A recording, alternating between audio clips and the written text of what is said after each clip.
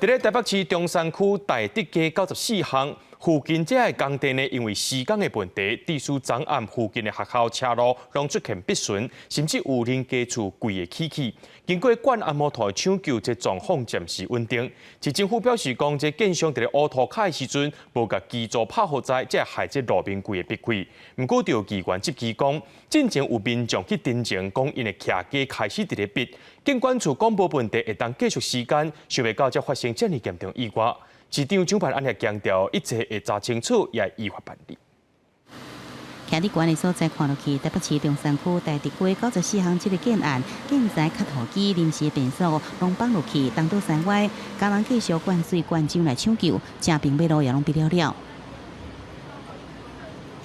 敢若强烈地动了后，路边出现一条大逼顺，边仔的路边外桥学校后门的人行道，甚至变做长残，围墙也破一孔真大孔，用直接看入去学校，跑道上管有真深搁真长的逼顺。台北市教育局紧急建议有防性停课。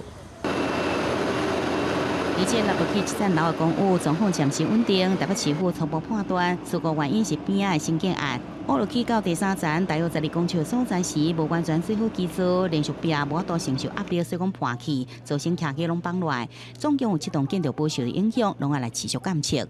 塌陷范围的四周围的一个建筑物，我们现在都有装设倾度仪，不稳定的一个状况，那它这个时候它就会显示出来。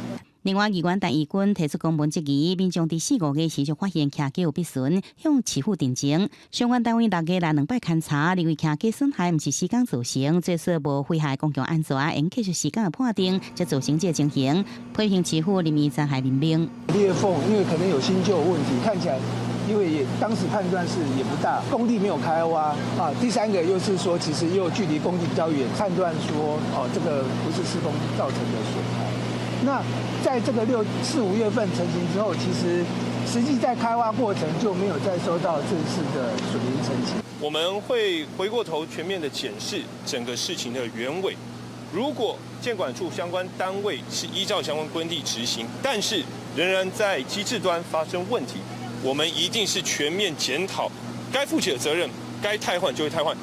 台北市长蒋万安讲，对着相关局处是不是违失，后续会调查责任的归属，有处理不当的部分，一定依法来办理。记者综合报道。